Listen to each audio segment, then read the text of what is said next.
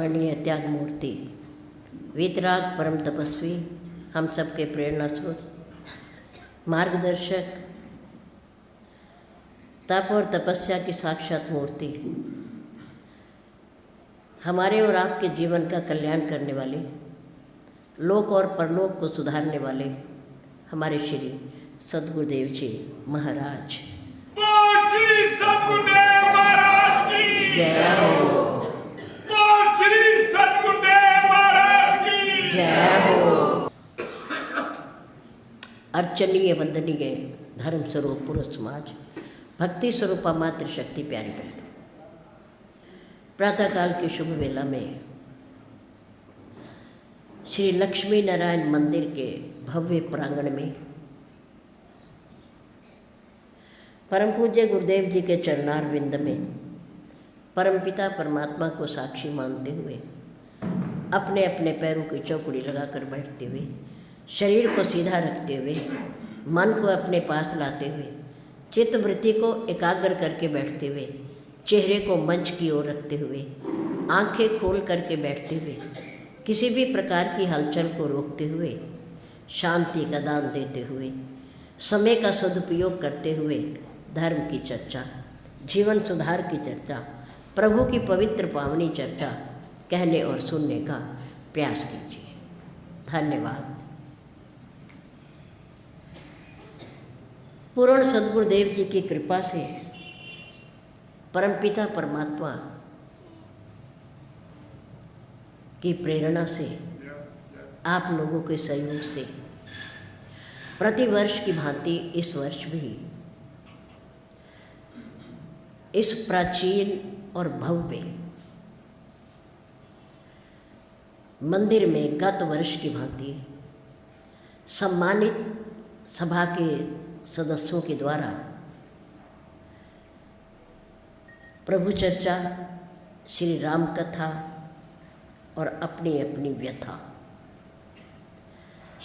के विषय में विचार करने के लिए 6 दिन का समय निश्चित किया है, जिसमें आज प्रथम दिन है।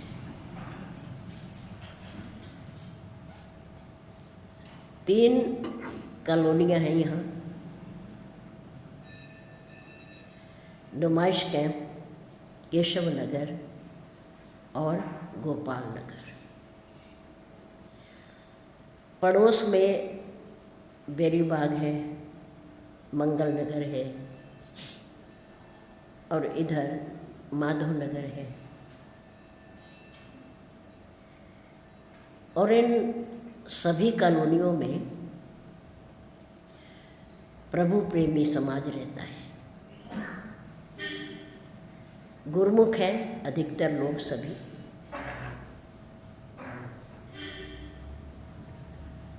और प्रभु से प्रेम करने वाले हैं, सत्संगी हैं। बहुत दिन पूर्व में निश्चय किया गया समय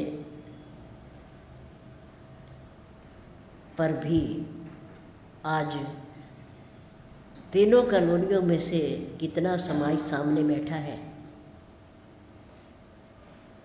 देखने वाली बात है। भर जाएगा, धीरे धीरे हाल भर जाएगा, लेकिन हमारी जो धारणाएं हैं अपने धर्म के प्रति, प्रभु के प्रति, संतों के प्रति, जीवन के कल्याण के प्रति, वो शिथिल है, कमजोर है। हमारा मन भी कमजोर है।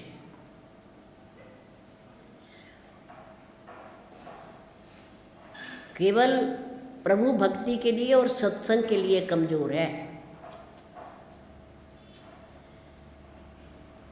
बाकी सब जगह हम होशियार हैं, चतुर भी हैं, दिमाग भी रखते हैं, लेकिन जो हमारा परम धर्म है परम कर्तव्य है हमारा मनुष्य जन्म पाने के बाद, उसमें हम पीछे हैं। आज प्रथम दिन पर जो समय आप निश्चय कर दोगे, उसी समय पर कल से प्रारंभ हो जाएगा और 5 दिन तक फिर वही समय चलेगा।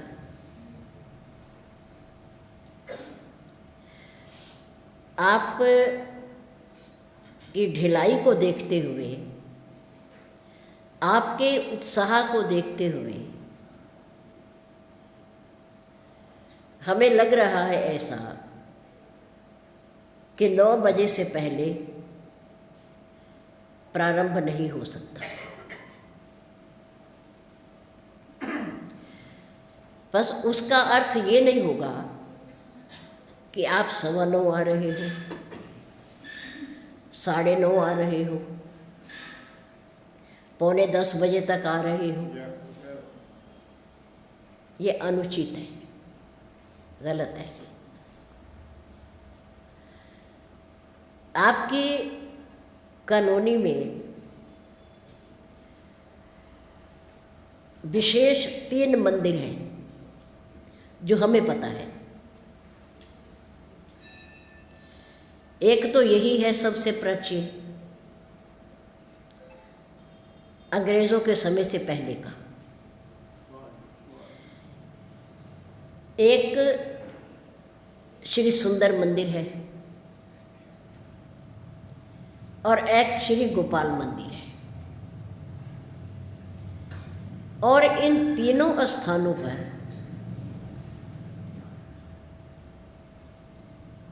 हमारे परम पूज्य प्रातः स्मरणीय गुरुदेव जी ने आपको पढ़ाने में, सिखाने में, धर्म के मार्ग पर चलाने में बहुत प्रयास किया है, बहुत प्रयास किया है। अपने जीवन का बहुत सुंदर अनमोल समय आपको दिया है और बिना स्वार्थ के दिया है। आपसे कभी कोई उन्होंने आशा नहीं रखी होगी, कुछ मांग नहीं की होगी, ना सेवा की, ना भोजन की, ना पैसे की। ये सत्य है।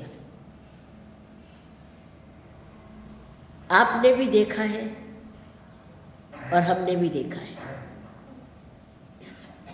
प्रेम बहुत है आपका, सम्मान बहुत किया है आप लोगों ने, लेकिन फिर भी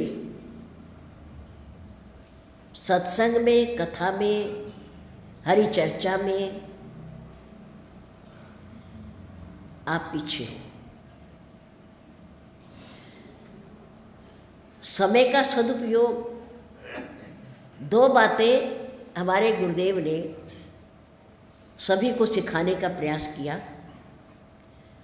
अनुशासन में रहो और समय की कीमत को समझो। मर्यादा में रहो और समय का पालन करो। और उन्होंने स्वयं जीवन में पालन करके दिखाया। पर हम समय समय पर भूल जाते हैं।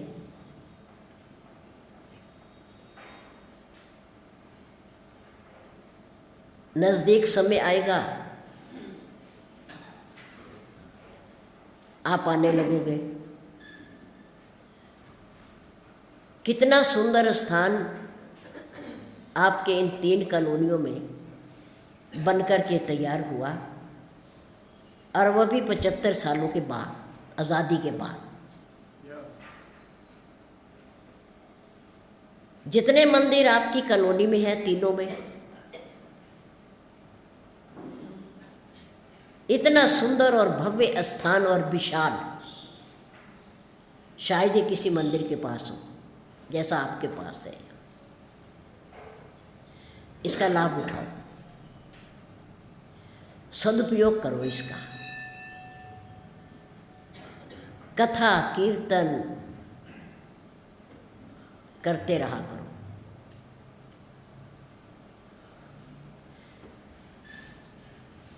नेकी और बदी का भार याद रखो, हमें स्वयं को उठाना पड़ता है। नंबर 1, जीवन में काम आने वाली बातें। नेकी और बदी, क्या अर्थ है इसका? है अच्छाई और बुराई, यानी कि अच्छे कर्म और बुरे कर्म। इनका भार हमें स्वयं को उठाना पड़ता है। जैसे हाथ में, बाह में कहीं भी फ्रैक्चर हो जाने के बाद डॉक्टर क्या करता है? पट्टी बांधता है, प्लास्टर करता है। हड्डी सही प्रकार से जुड़ जाए, इसके लिए हमें बांधी हुई पट्टी को क्या करना पड़ता है? कहाँ डालते हैं उस पट्टी को? गले में। गले में डाल के रखना पड़ता है।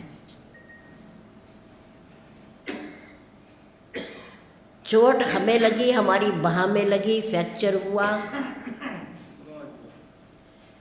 प्लास्टर लगा, उसमें पट्टी बंधी,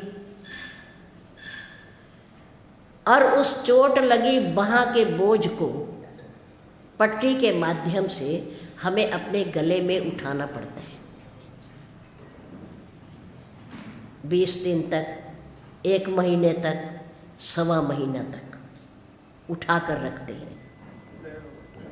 नंबर 2, कभी कभी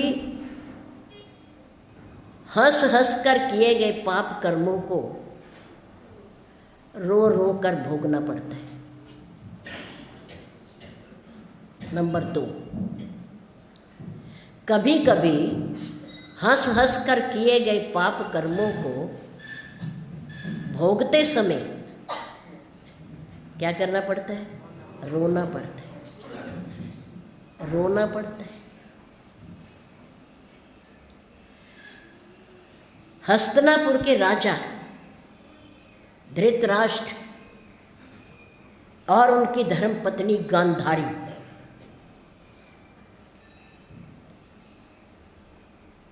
अपनी संतान को जन्म तो दिया, पैदा तो किया,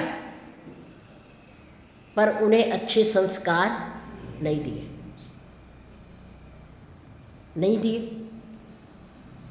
और एक की नेत्र ज्योति तो थी ही नहीं, और दूसरे की थी तो उसने पट्टी बांध ली, देखा नहीं। धृतराष्ट्र भी खुश है, प्रसन्न है, मेरा बेटा मेरा उत्तराधिकारी बनेगा, मेरे बाद हस्तिनापुर का राजा बनेगा, राजकुमार है मेरा बेटा। लेकिन भाई के बच्चों को रुलाया, उनका अधिकार नहीं दिया, छल भी किया, कपट भी किया, धोखा भी दिया।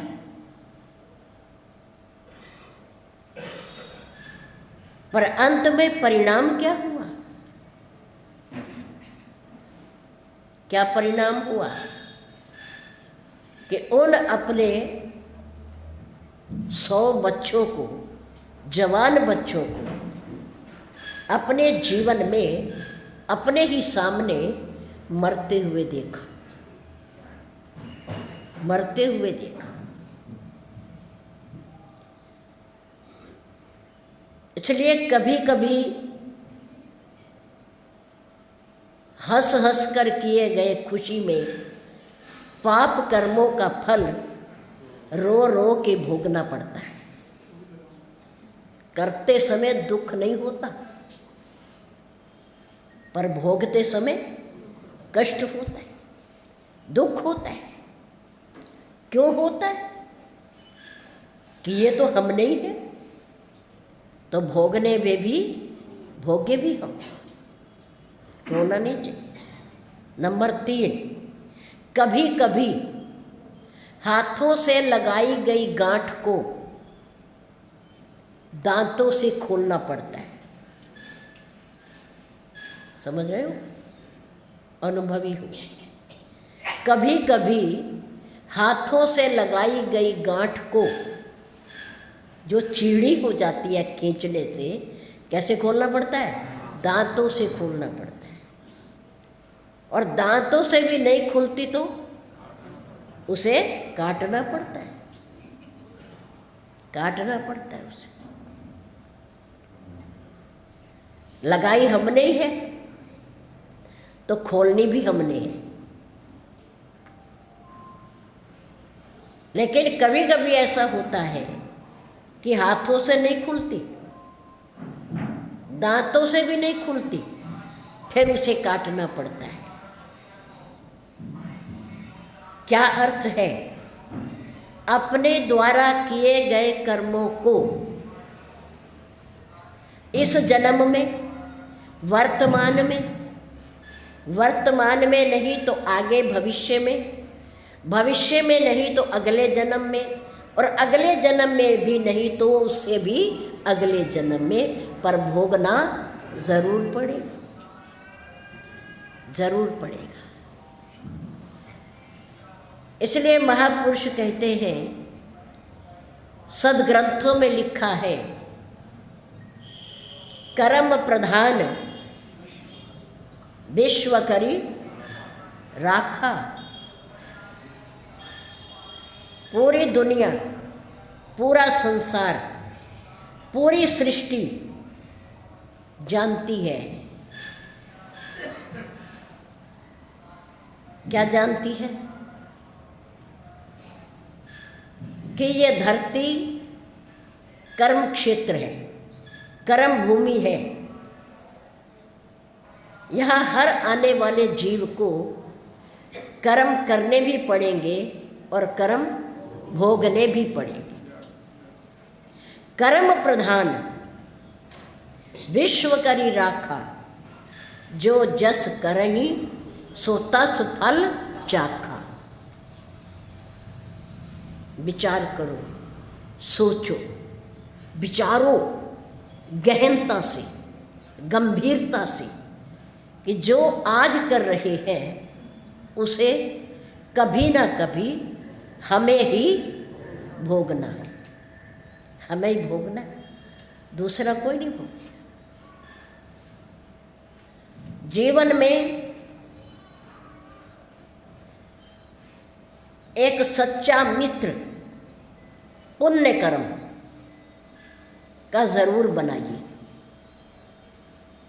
जीवन में पुण्य कर्म का एक सच्चा मित्र जरूर बनाइए, जो कदम कदम पर हमारी रक्षा करता है। यदि जीवन में ये मित्र नहीं है, याद रखो, यदि जीवन में पुण्य कर्म रूपी सच्चा मित्र नहीं है, तो बाहरी मित्र भी हमें सुख नहीं देंगे। दुनिया में बनाए गए मित्र भी हमें सुख नहीं देंगे। अगर ये मित्र हमारे पास नहीं है, तो हमारे बाहरी मित्र भी शत्रु का काम करेंगे, शत्रु का काम करेंगे। जैसे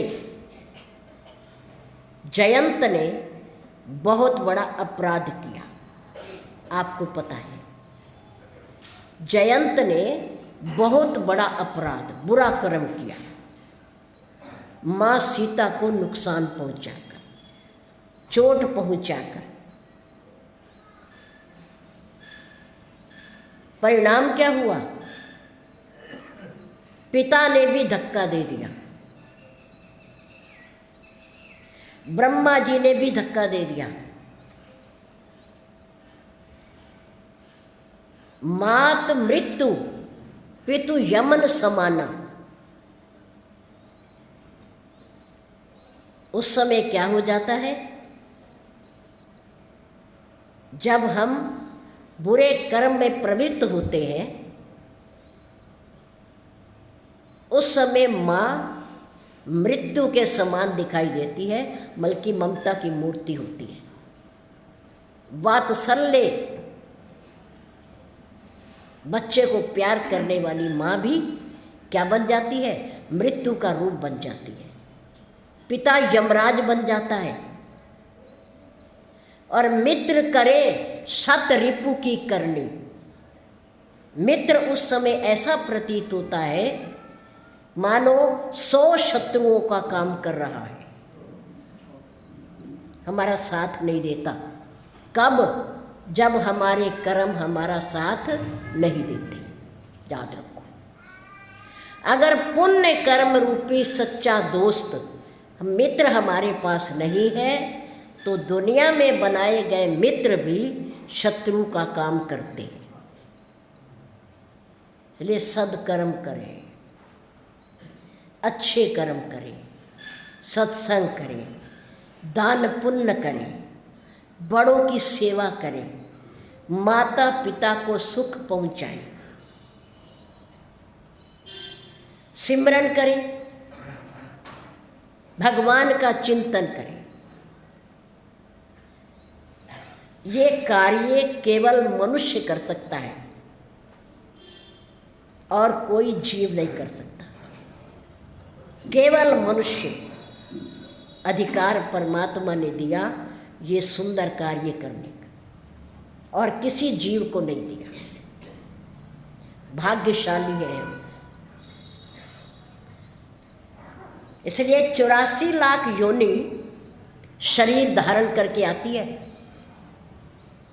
चींटी का भी शरीर है, हाथी का भी शरीर है, जल में रहने वाले जंतुओं का भी शरीर है, आकाश में उड़ने वालों का भी शरीर है।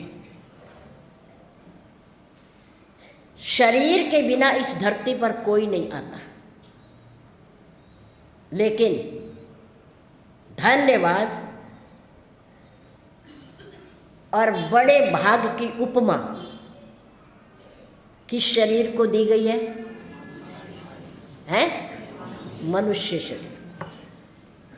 चींटी का शरीर भाग्यशाली नहीं है। बड़े से बड़े जंतु, व्हेल मछली, जंगल का राजा शेर, उसका भी शरीर बड़भागी नहीं है। बड़े भाग से नहीं मिला, वो तो कर्मों से मिला है। कर्मों से मिला है, जैसा कर्म किया है। लेकिन बड़े भाग्य से कौन सा शरीर मिला है? मानव शरीर, मानव का शरीर मिला है। और फिर भी हमें कदर नहीं है, फिर भी हम धन्यवाद नहीं करते परमात्मा का, उसे याद नहीं करते, उसका शुक्र नहीं करते। हम कितने बड़े कृतघ्न हैं। धन्यवाद करो। आज परमात्मा के सामने खड़ा होकर मंदिर में हम प्रार्थना कम और याचना ज़्यादा करते हैं। डिमांड ज़्यादा है हमारी, मांग ज़्यादा है, और भक्ति और प्रार्थना कम है। भगवान के घर में भक्ति की भाषा कम और भिखारी की भाषा ज़्यादा बोली जाती है। भक्ति की कम और भिखारी की ज़्यादा, प्रार्थना कम और याचना ज़्यादा। और फिर उसके बाद भी उलाहना, शिकायत कि प्रभु हमारी प्रार्थना में क्या कमी रह गई जो आपने सुनी नहीं, हमारी मांग पूरी नहीं की।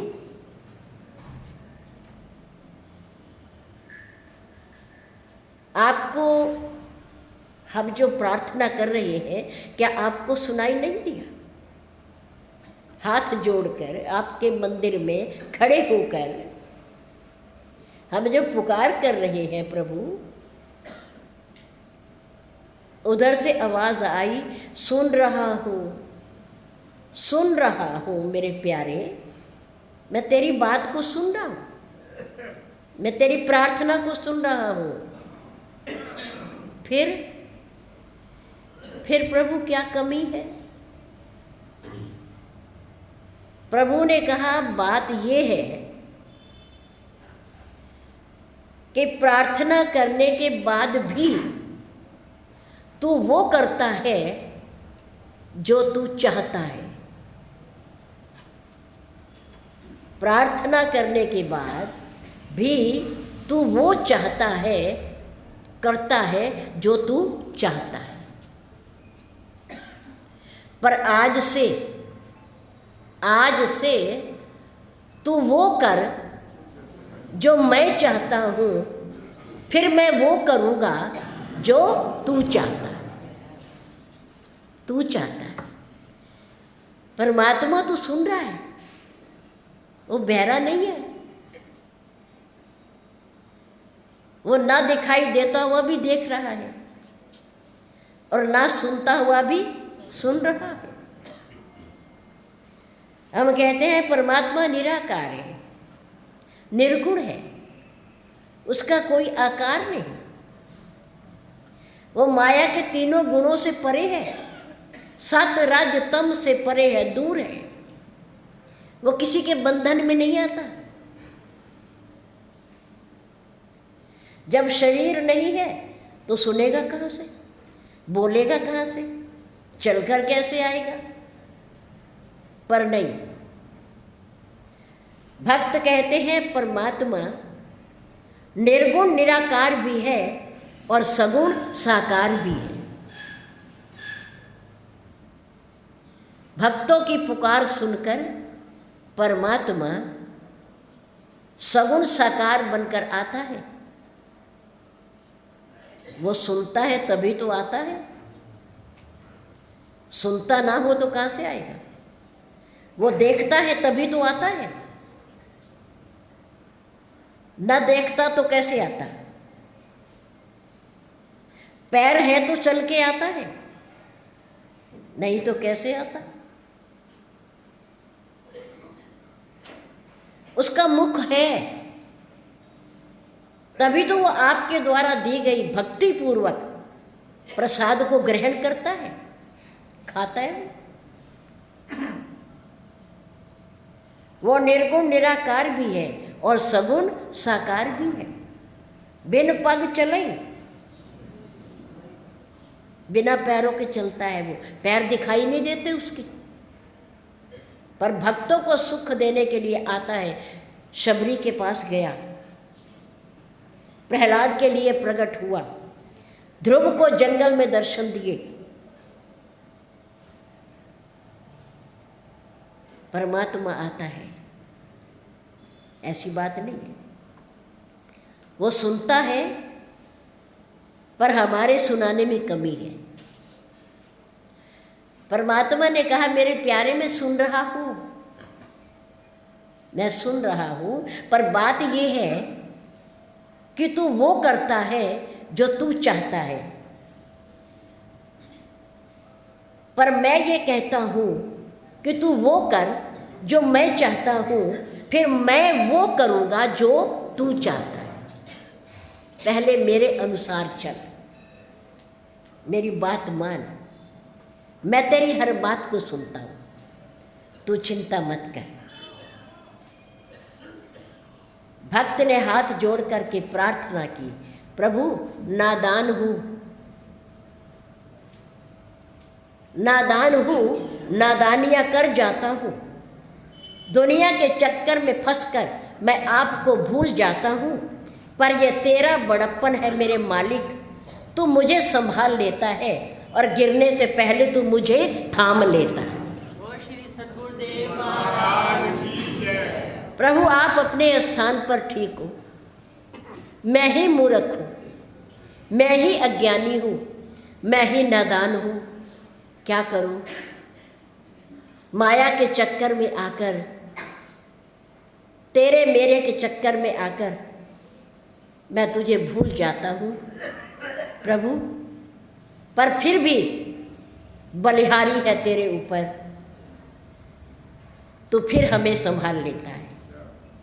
नादान हूँ, नादानियाँ कर जाता हूँ, दुनिया के चक्कर में फंसकर तुझे भूल जाता हूँ, पर तेरा बड़प्पन है मेरे सतगुरुदेव, मेरे मालिक, तू मुझे संभाल लेता है और गिरने से पहले तू मुझे थाम लेता है। ये शक्ति आपके पास है प्रभु, मेरे पास नहीं है। कृपा है आपकी, धन्य हो आप प्रभु। इसलिए वो सुनता है, सुनाने की हिम्मत होनी चाहिए, प्रेम होना चाहिए, प्यार होना चाहिए, भक्ति होनी चाहिए, पुकार में दम होना चाहिए। परमात्मा दूर नहीं है मनुष्य से। इसलिए सब शरीरों में, सब योनियों में सबसे सुंदर योनि ये मनुष्य योनि है।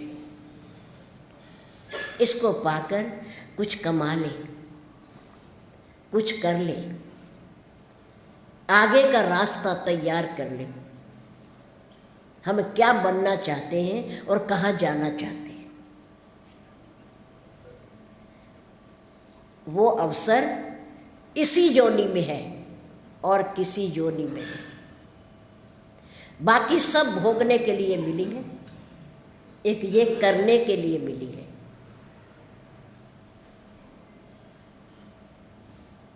नरक और स्वर्ग कहीं नहीं है, याद रखो। नरक और स्वर्ग कहीं नहीं है। वैसे हम कह देते हैं कि स्वर्ग ऊपर है, नरक भी ऊपर है, पर नहीं, स्वर्ग भी यही है और नरक भी यही है, दोनों यही है, दोनों यही है। सत्संग में आ जाओ, सत्संग सुनो, कीर्तन करो, पूजा करो, प्रणाम करो, पाठ करो बैठकर, अच्छी चर्चा आपस में बैठकर करो, तो स्वर्ग है। क्या है ये? स्वर्ग है। स्वर्ग जैसा वातावरण है। और जब हम किसी की निंदा कर रहे हो, चुगली कर रहे हो, नफरत की आग में जल रहे हो, तो मानो वो नरक है, मानो वो नरक है, वही नरक है। मंदिर में बैठ करके भी अगर हमारे हृदय में उथल पुथल है, हमारा मन अशांत है, तो हम नरक में हैं। और यदि शमशान घाट में बैठ करके भी हमें परमात्मा की याद आ रही है और हमारा मन शांत है, तो मानो हम स्वर्ग में हैं। स्वर्ग और नरक ना ऊपर है ना नीचे है, बल्कि हमारे हाथ में है। हम अपने साथ लेकर के घूम रहे हैं। स्वर्ग और नरक ना ऊपर है और ना नीचे है। जिस घर में कलह है, लड़ाई है, झगड़ा है, तेर मेर है, बड़ों का अपमान है, वहाँ नरक है। जिस घर में बड़ों का सम्मान है, भगवान की पूजा होती हो, आपस में स्नेह है, प्रेम है, प्यार है, मिल बैठ कर बांट कर खाते हैं, वहाँ स्वर्ग है, वहाँ स्वर्ग है। नरक भी हमारे हाथ में है और स्वर्ग भी हमारे हाथ में है, बाहर नहीं है। और इन दोनों का निर्माण जब सृष्टि बनी तब ना नरक था और ना स्वर्ग था। ग्रंथों में पढ़कर देख लो। जब सृष्टि की उत्पत्ति ब्रह्मा जी ने की भगवत प्रेरणा से, उस समय ना नरक था और ना स्वर्ग था। हमने ही, मनुष्य ने ही नरक भी बनाया और स्वर्ग भी बनाया।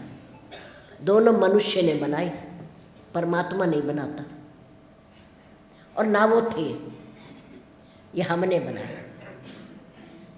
तो नरक और स्वर्ग का निर्माण कौन करता है? मनुष्य स्वयं करता है, अपने कर्मों से करता है, अपने विचारों से करता है। हम चाहे तो स्वर्ग जैसा वातावरण बना लें, इसमें धन का कोई अर्थ नहीं है। याद रखो, आप कहो कि धनी के घर में स्वर्ग है, वो बड़े सुख से रहता है, बड़ी सुंदर कोठी है, एसी वाली गाड़ियां हैं उसके पास, आसपास नौकर और चाकर खड़े हैं उसके सेवा के लिए। आप कहो वो स्वर्ग में है? बिल्कुल भी नहीं, वो स्वर्ग में नहीं है। स्वर्ग में कौन है? जिसके घर में सभी सदस्य मिलकर के एक साथ भगवान की पूजा करते हो, आरती करते हो, एक ही स्थान पर बैठकर आपस में भोजन करते हो, दुख सुख में एक दूसरे का साथ देते हो, खड़े हो, अपनों को महत्व देते हो, वहाँ स्वर्ग है। वहाँ स्वर्ग के दर्शन कर लो। महात्मा कबीर दास क्या काम करते थे पता है आपको? जुलाहे का। जुलाहे का क्या काम होता है? सूत बुनना और उससे कपड़ा बनाना। और संत रविदास क्या करते थे? हैं? जूते गांठ। अपने अपने पैतृक कार्यों को करते हुए ये दोनों संत कहे गए। गृहस्थी है, बच्चे हैं, काम भी है, सामान को बेचते भी हैं, पैसा भी लाते हैं, खाते पीते भी हैं, पर संत हैं। और संत भी नहीं, परम संत है। परम संत है, एक मुर्दों को जिंदा करने वाला है और एक गंगा जी को अपने कठौते में बुलाने वाला है। बताओ, स्वर्ग है या नरक है? हैं? क्या है ये? स्वर्ग है। क्यों? कि जहाँ सुमति तहाँ संपत्ति। जहाँ सुमति है, पैसा हो ना हो, कार हो ना हो, अच्छा बंगला हो या ना हो, अच्छे वस्त्र पहनने को हो या ना हो, पर आपसी सौहार्द हो, आपसी मेल जोल हो, प्रेम प्यार हो, तो वहाँ कुछ ना होते हुए भी सब कुछ है और स्वर्ग है। एक बार करके देख लो। महर्षि वाल्मीकि जी ने कहा, प्रभु सबसे बढ़िया घर का वातावरण, स्वर्ग जैसा वातावरण, जहां मैं चाहता हूं कि आप जाके निवास करो। प्रभु ने कहा, वो कौन सा है? बड़ी सुंदर बात बताई।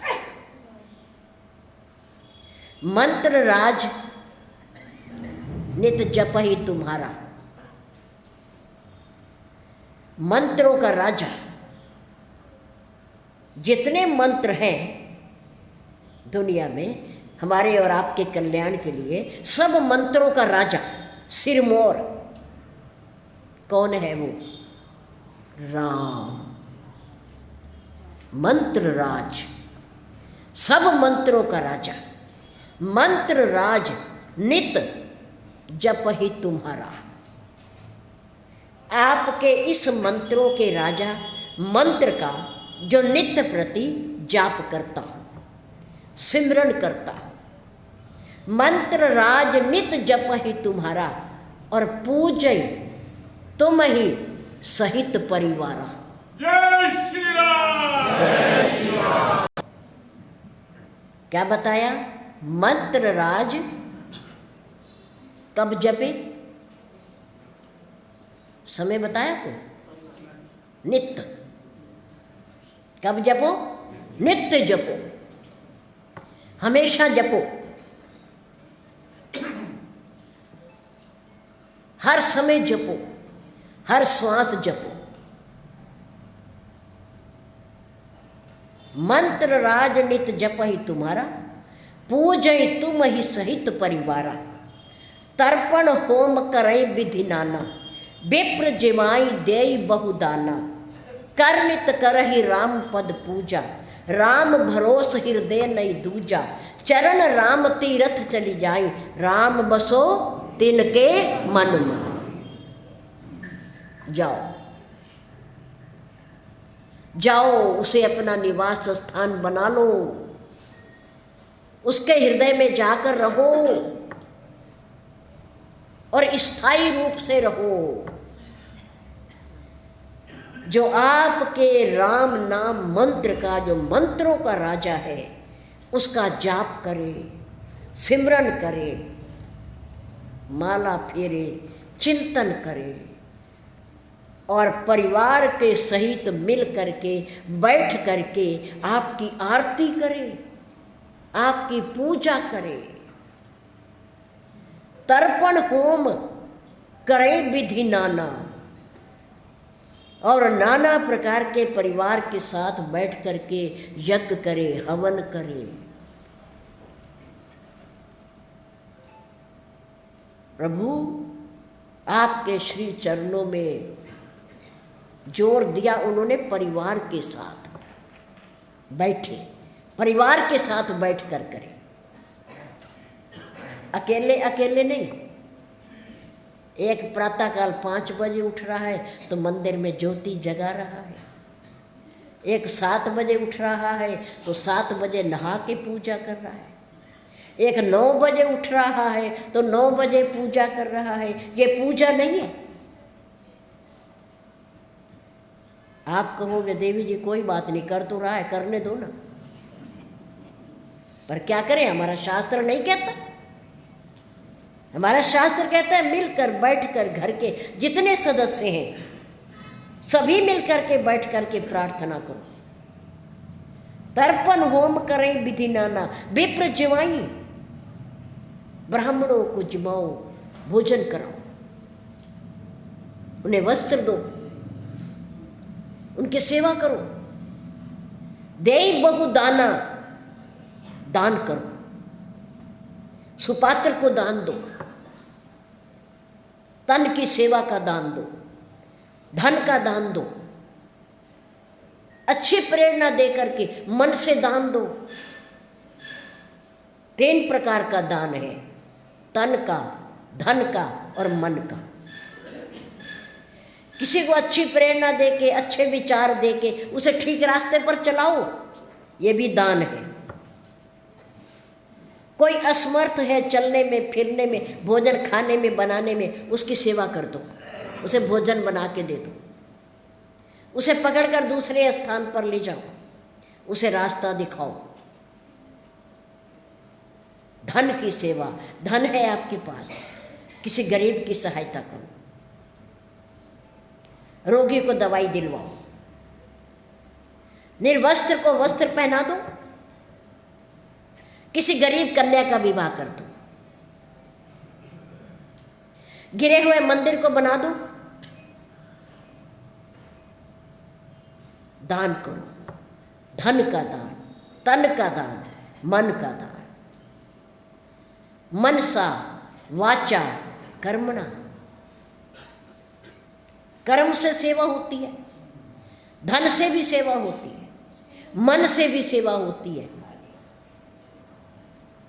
किसी के प्रति अच्छा चिंतन करो, मन की सेवा हो गई।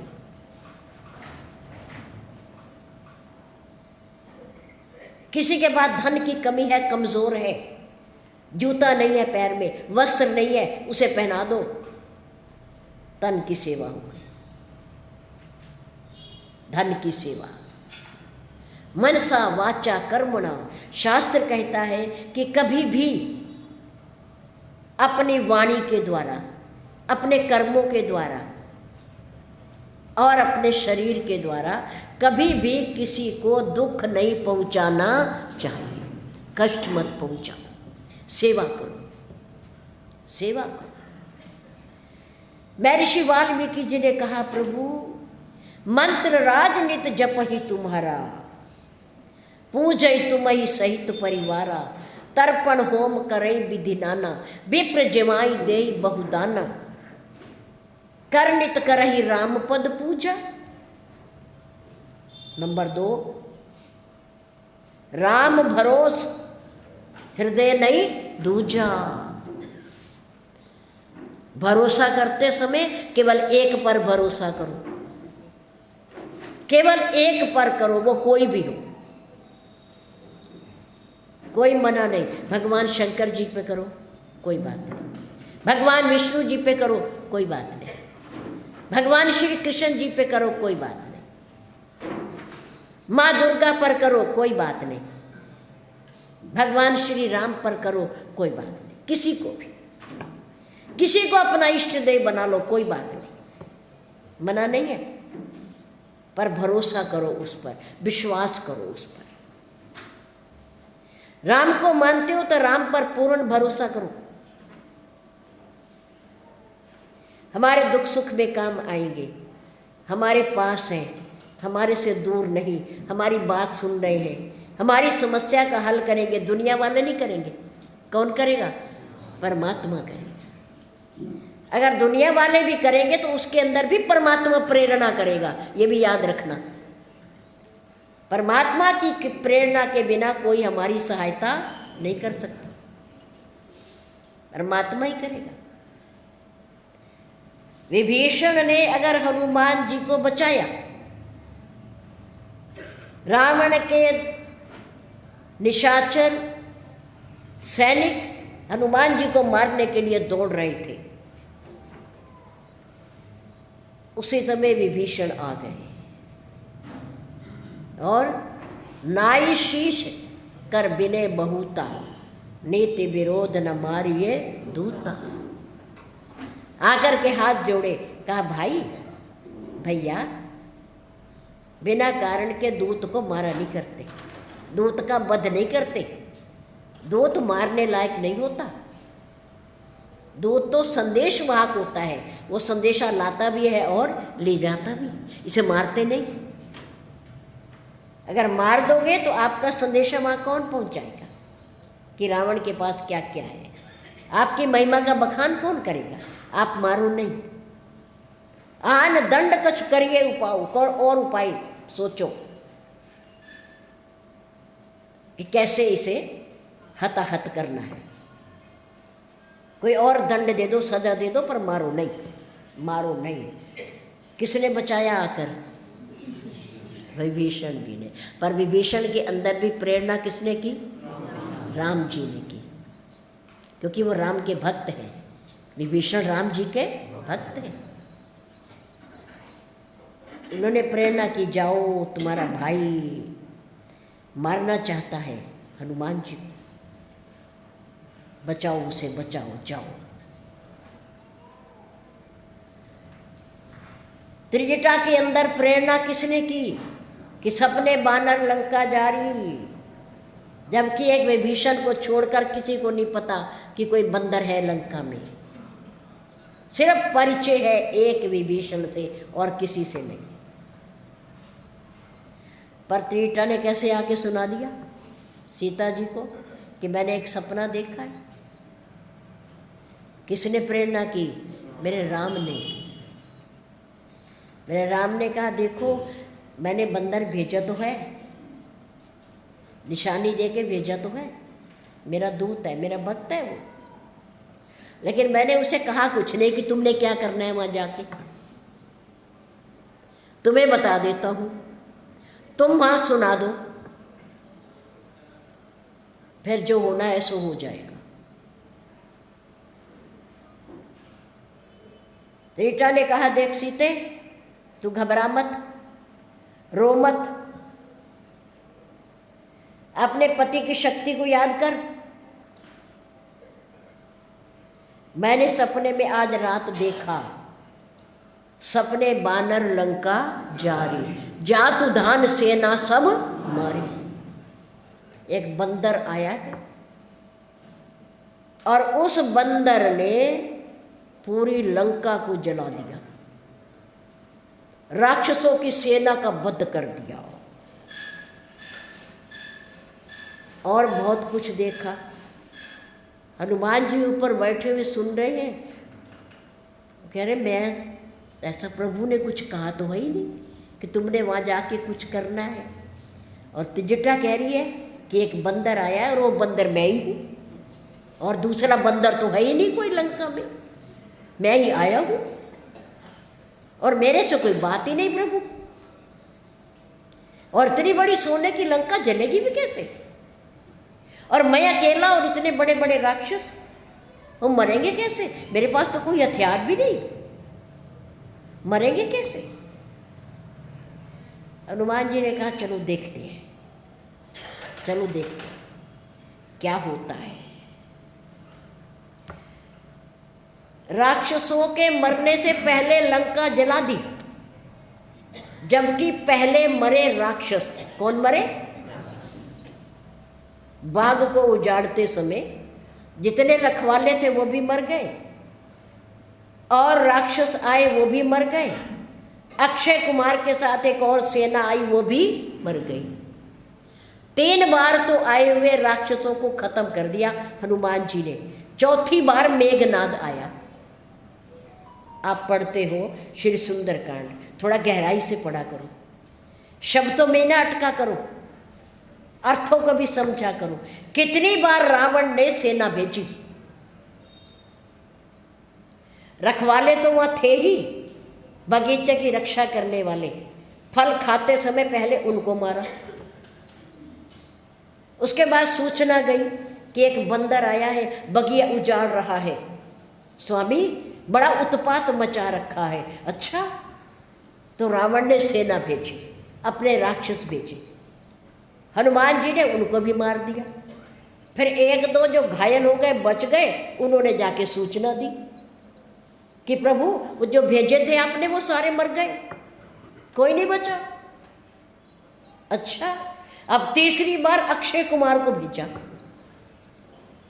पहले वहाँ थे जो मर गए, फिर सेना गई वो खत्म हो गई, कुछ बचे और घायल हो गए, उन्होंने जाके वहाँ सूचना दी। फिर अक्षय कुमार के साथ सेना भेजी। हनुमान जी ने अक्षय कुमार को भी और उस पूरी सेना को भी मार दिया।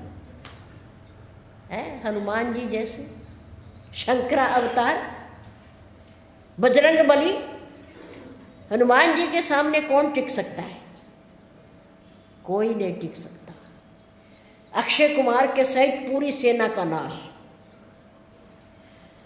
फिर सूचना गई, गुप्तचरों ने दी कि वो अक्षय कुमार भी मारा गया, आपका बेटा जिसका नाम आपने रखा अक्षय कुमार, जिसका क्षय नहीं होगा, जिसका कुछ नहीं बिगड़ेगा कभी, वो भी मर गया, वो भी मर गया। अब चौकस हुआ रावण, सावधान हुआ। 3 बार के राक्षसों का वध हो गया। फिर चौथी बार मेघनाद को भेजा, वो भी खत्म हो जाता, उसकी सेना भी मर जाती अगर मेघनाद किस अस्त्र का प्रयोग न करता? ब्रह्मास्त्र। उसने भी देखा ये बंदर कब्जे में आने वाला नहीं है, हथियारों से आने वाला नहीं है। हम बाण छोड़ते हैं, हथियार छोड़ते हैं, प्रहार करते हैं, ये पेड़ उखाड़ के फेंक देता है 1 ही मिनट में। इसके पास कुछ है ही नहीं, फिर भी संहार कर रहा है। मेघनाद ने ब्रह्मास्त्र चलाया। हनुमान जी ने सोचा बस अब इसको खाली नहीं जाने देंगे। ब्रह्मास्त्र को अगर खाली जाने दिया तो इसकी महिमा हमेशा के लिए मिट जाएगी। ब्रह्म अस्त्र तेई साधा, किसने? मेघनाद ने संधान किया अपने बाण पर। ब्रह्म अस्त्र तेई साधा, कपि मन कीन विचार। अगर मैं इसकी शक्ति को नहीं मानूंगा ना तो दुनिया में इसकी शक्ति ही समाप्त हो जाएगी, किसी पर इसका असर ही नहीं होगा। उस अस्त्र पर बैठकर आते हुए ब्रह्मा जी को, पितामह को हनुमान जी ने दूर से देखा और क्या किया? प्रणाम किया। प्रणाम।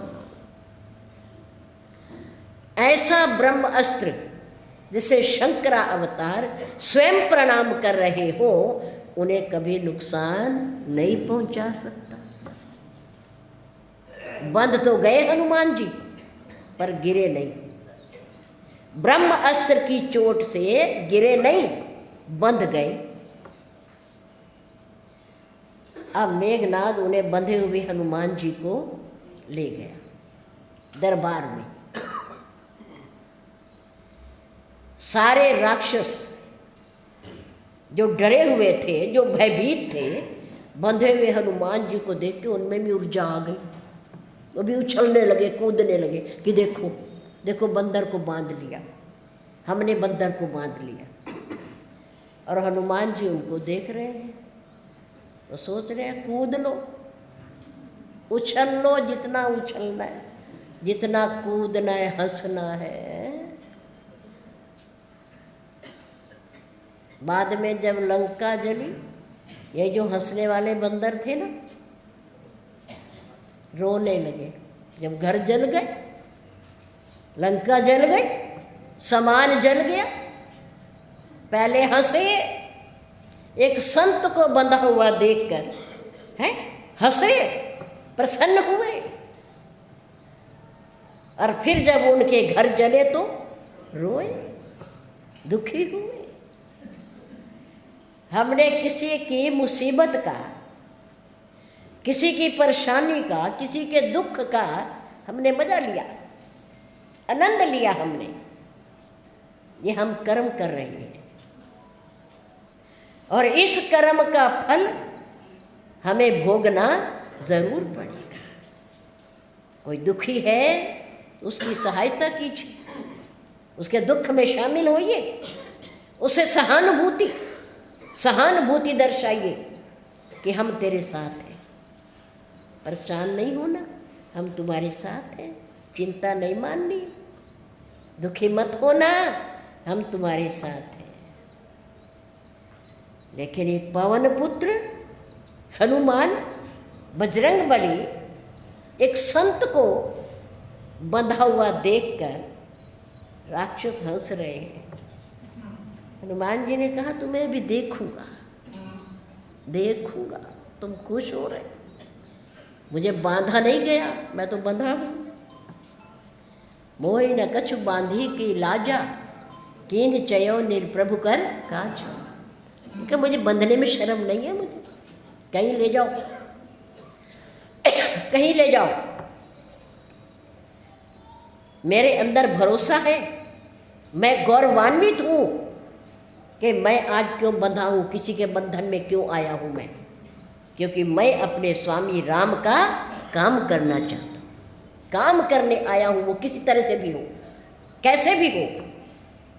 मुझे बंधना भी पड़े, मुझे आग भी लगे, मुझे राक्षस के साथ झगड़ा भी करना पड़े, युद्ध भी करना पड़े, पर मैं अपने राम काज के लिए पीछे नहीं हटूंगा, पीछे नहीं हटूंगा। शिक्षा ले हम हनुमान जी से है।